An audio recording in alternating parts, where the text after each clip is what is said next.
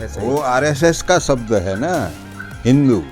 हम हिंदू भी नहीं है, पूरा भारतवर्ष को हिंदू है ही नहीं। उसकी स्थापना किसने बताई, किसने की, बताए वो लोग को। कहाँ से आया हिंदू धर्म, कैसे आया?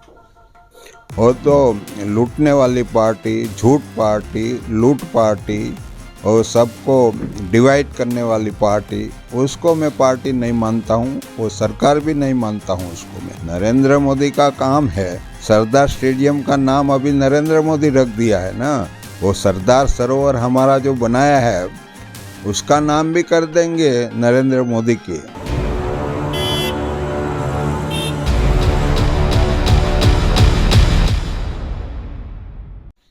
नमस्कार, आप देख रहे हैं एनबीटी ऑनलाइन और मैं हूं अचलेंद्र कटियार। मैं इस वक्त मौजूद हूं झगड़िया विधानसभा में। झगड़िया एक ऐसी विधानसभा जहां से आदिवासी नेता छोटू वसावा लगातार जीतते आ रहे हैं। 2022 के चुनाव में छोटू वसावा एक बार फिर से मैदान में हैं। बीच में कुछ दिन के लिए ये सीट चर्चा में आई क्योंकि उनके बेटे महेश वसावा भी मैदान में थे, लेकिन आखिरकार पिता के सम्मान में उन्होंने अपना पर्चा वापस लिया। अब एक बार फिर से छोटू भाई वसावा मैदान में हैं। वो किस तरह से चीज़ों को देखते हैं और आने वाले दिनों में जब चुनाव प्रचार अब जोर पकड़ रहा है तो वो किस तरह से अपने प्रचार को आगे बढ़ा रहे हैं, इस पर ज़्यादा बात करने के लिए छोटू भाई हमारे साथ मौजूद हैं। छोटू भाई, स्वागत है आपका। Thank you. छोटू भाई, बीच में एक स्थिति बनी कि पूरी राष्ट्रीय मीडिया के लिए कि छोटू भाई लड़ेंगे नहीं लड़ेंगे। अब मुझे लगता है कि वो सब चीज़ें साफ़ हो चुकी होंगी। किस तरह से चुनाव प्रचार चल रहा है आपका? बस चुनाव चल रहा है पहले जैसा, पहले से भी ज़्यादा अभी लोगों में जोश आया है। इसलिए चुनाव का जो प्रचार है पुरजोश से चलेगा और हम जीतने वाले हैं इधर। क्योंकि उन लोगों की जो राजनीति है वो भारतवर्ष में, उसकी मैं बता रहा हूँ, वो आरएसएस की। अभी जो आरएसएस है उसका ही वो बेटा है बीजेपी जी। इस बेटे ने हमारा जो राजनीति है वो ख़त्म कर दिया है, गरीबों का ख़त्म करने जा रहा है। लेकिन हम समझते हैं कि सब हमारे जो लोग हैं भारतवर्ष में जो उसका विरोध में है, उसको सबको इकट्ठा करके उसके सामने जो 24 का चुनाव जो आ रहा है पार्लियामेंट का, इसमें हम उसके सामने लड़ेंगे पूरे देश से। और सबके साथ हम बात करेंगे कि आओ सब, वो भी बहुत, नीतीश कुमार भी, सब दूसरे लोग जो है सब जानते हैं राजनीति। सब इकट्ठे होकर भारतवर्ष में जो हमारी आबादी एससी, एसटी, ओबीसी, माइनॉरिटी, जो ज़्यादा जो कम्युनिटी है, जो आबादी है, उसको सत्ता से साइड किया है। तो हम सब इकट्ठे होकर सबको इकट्ठे करने के लिए हम प्रयास कर रहे हैं। वो हम ज़रूर सफल होने वाले हैं। तो क्या ये माना जाए कि जब ये 22 का चुनाव के परिणाम आ जाएंगे उसके बाद छोटू भाई वसावा निकलेंगे और एक कोशिश करेंगे कि एक लार्जर लेवल पे एक ऐसी स्थिति बने? बिल्कुल निकलूँगा, पूरे देश में भी घूमूँगा। सब हमारे साथी लोग जो है इस विरोध करने वाले, वो जानते हैं समाज के बारे में और सालों से लड़ रहे हैं। हम सब मिलकर जो गलत हमारा देश को चला रहे हैं, बर्बाद कर रहे हैं, उसके सामने हम सब मिलकर लड़ेंगे। बीजेपी के अपने विकास के दावे होते हैं, कई बार वो केवड़िया को लेकर के बात करते हैं। बीजेपी पार्टी भी नहीं रही है, वो तो नाश भाग करके आए हुए लोगों की एक जुथ बना है। उसको मैं पार्टी नहीं मानता हूँ देश में।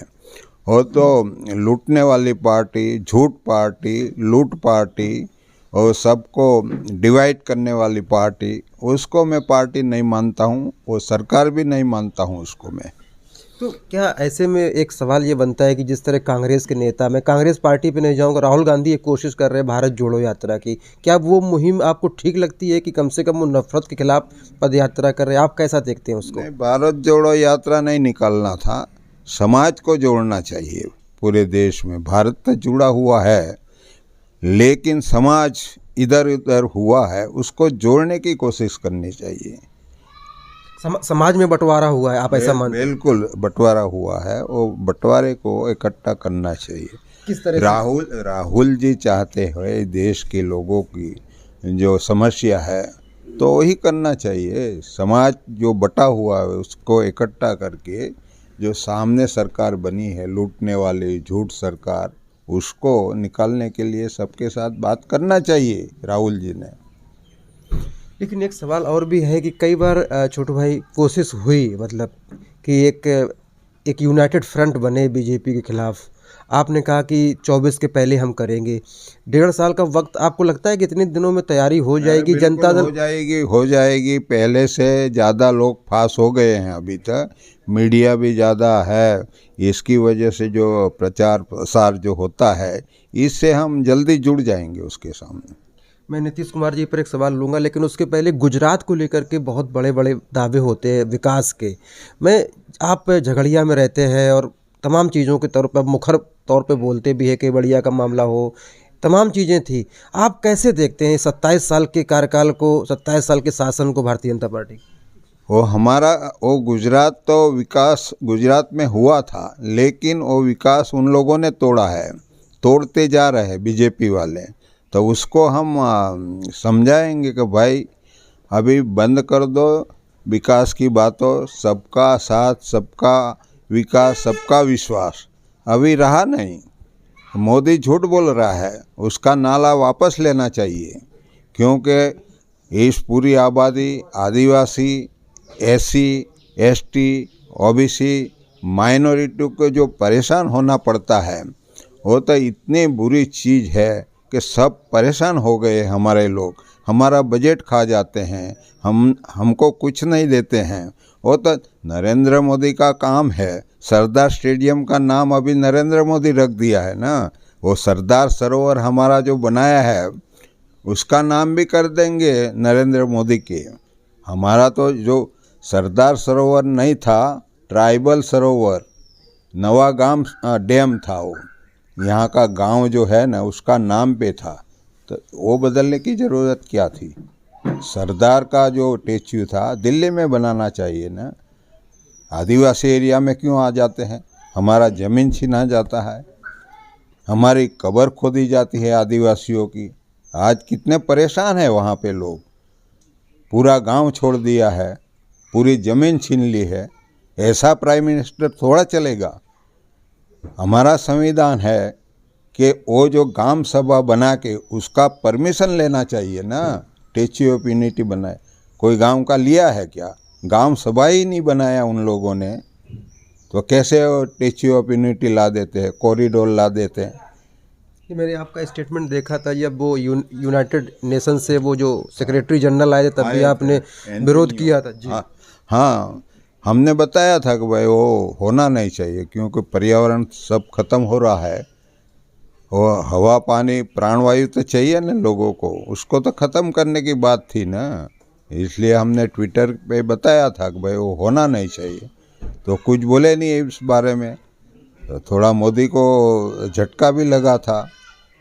हमने बताया था कि ऐसा मत करो, हम मर जाएंगे, हमारे लोग मरेंगे यहाँ, वो पर्यावरण सब खत्म करने वाले हैं ना। तो भाई एक चीज़ ये मानी जाए कि आप जिस तरह की एक संवेदनशीलता रखते हैं अपने समाज के प्रति, बीजेपी में भी काफ़ी सारे वसावा लीडर्स हैं, क्या वो सिर्फ आंखें बंद कर लेते हैं? वो पूरे गुलाम है उसके। गुलाम जो होते हैं ना, वही गुलाम है ना हमारे। एक भी आदमी, सांसद, एमएलए इसके बारे में बोल नहीं पाता है ना। वो कैसा गुलाम है? इतनी आबादी सारी जमीन गंवा देती है, जंगल उसका छीना जाता है, उसका पानी दूसरी जगह पे ले जाता है। नर्मदा का पानी अभी वहाँ वांकानेर में जो फैक्ट्री डाली है इसमें देते हैं ना। हमारा पूरा जो एरिया है, डेडियापाड़ा, सागबारा, झगड़िया, वालिया, जो नेत्रंग सब जो आता है, वो मांगरोल, सब ऐसा ही पड़ा, सूखा पड़ा है ना। पानी ले गए वहाँ कंपनियों को देने के लिए, आदिवासियों को देना चाहिए ना। हमारा पानी है, हमारा जल है, आदिवासियों का है ना। क्यों नहीं देते वो हैं? तो आदिवासी भी नहीं कहते, वो कहते वनवासी कह देते हैं। वो लोग वनवासी है, हम आदिवासी है। जो जो जंगल जंगल में रहने आ रहे हैं वो वनवासी। जंगल जब खत्म होगा तब कैसे वनवासी रहेंगे? हम तो आदिवासी है, सालों से, पुराने सालों से हम रह रहे हैं, हम इसके मालिक हैं, इस देश के रहेंगे। वो हमको खदेड़ना चाहते हैं, वो नहीं होने वाला है ना। हम तो मालिक है इस देश के, भारत के मालिक है। वो भारत के मालिक नहीं है, इसलिए वो बोलते हैं हिंदुस्तान। हिंदुस्तान हमारा शब्द नहीं है, क्या शब्द है सही? वो आरएसएस का शब्द है ना, हिंदू। हम हिंदू भी नहीं है, पूरा भारतवर्ष को हिंदू है ही नहीं। उसकी स्थापना किसने बताई, किसने की? बताए वो लोग को। कहाँ से आया हिंदू धर्म, कैसे आया? एक चीज़ और भी है, जब ये 15वीं विधानसभा के चुनाव चल रहे हैं, आप किस तरह के परिवर्तन की स्थिति या किस तरह की स्थिति आपको दिखती है? क्या इस बार बदलाव आपको दिखता है कि जनता परेशान है? यहाँ बदलाव तो हो? बदल देंगे, गुजरात में तो सब बदल देंगे लोग उसको, बीजेपी को। वो नहीं चाहते लोग, परिणाम उसके विरुद्ध में आने वाला है। अभी जो उसका जो सहारा है वो ईवीएम है। ईवीएम में सेटिंग करके वो जीतते हैं ना। 15 साल पहले वो हारते, लेकिन वो ईवीएम लाए हैं ना, इसके लिए वो जीतते हैं। थोड़ा सेटिंग करके लोकसभा में 3 लाख का सेटिंग करते हैं और विधानसभा में 50-60 लाख का करते हैं। ऐसा करते हैं इसलिए जीतते हैं ना। पूरा देश, पूरा गुजरात अभी नाराज है। जीतने की बात कैसे कर? बैलेट से अगर चुनाव होता है तो एक भी आदमी बीजेपी से जीत नहीं पाएगा इधर। झगड़िया की बात करें तो पिछली बार आप कांग्रेस के साथ में चुनाव लड़े थे, एकदम बड़ी जीत आपको हासिल हुई थी। इस बार बीटीपी से आप उम्मीदवार नहीं है, लेकिन इससे भी बड़ी जीत हो जाने वाली है। जो हुई थी अगले बार, इससे ज़्यादा वोटों से हम जीतेंगे इस बार। नीतीश कुमार को लेकर के एक सवाल है कि आप कैसे देखते हैं? क्या उनका जो नेशनल, जो उन्होंने एक कहा जा रहा है कि 24 में वो विपक्ष की अगुवाई कर सकते हैं, छोटू भाई वसावा झगड़िया से क्या कहना चाहेंगे उनके लिए? वो पहले तो सोचना चाहिए ना, बीच में थोड़ा खुद कमज़ोर हो गए इसके साथ जाने के बाद। वो नहीं करना था, लेकिन चलो देश से कुछ हुआ तो कोई बात नहीं। वो जो पूरे देश में घूम कर इकट्ठा करते हैं तो हम सहयोग करेंगे उसको। शरद जी के साथ आपकी मित्रता की काफ़ी चर्चा होती, काफ़ी फ़ोटोज़ हैं, वो आते भी रहते हैं, निरंतर संपर्क में भी रहे। कब आप उनसे कब पहली बार मिले थे? वो तो याद नहीं, हो गया 25-30 साल मिले थे हम। और आइडियोलॉजी वाले आदमी है, इसलिए उसके साथ उसका जो प्लानिंग है वो हम आगे बढ़ाएंगे। एक चीज़ मैं पर्सनली पूछूंगा, जब महेश भाई भी पर्चा दाखिल कर दिए, आप भी कर दिए, तो क्या शरद जी का फ़ोन आया था? कोई चिंता व्यक्त की उन्होंने? नहीं, वो तो हमारा पॉलिसी भी होता है ना ऐसा करने का। जब दूसरे लोग पॉलिसी बाज बनते हैं तो हम भी पॉलिसी करते हैं ना, हमारा आइडियोलॉजी है इसमें। जी बिल्कुल। आपने जैसे कहा हिंदू शब्द को लेकर के, तो क्या आपको क्या लगता है, क्या शब्द उचित है? बताया ना आपने कि यहाँ कोई भारत में हिंदू है ही नहीं। हिंदू शब्द वो जो लाए हैं, वो जाने कैसे लाए हैं, कहाँ लाए हैं, उसका स्थापक भी नहीं है हिंदू धर्म का। बतावे, सब धर्म का स्थापक होता है, हिंदू धर्म का कौन है बताओ?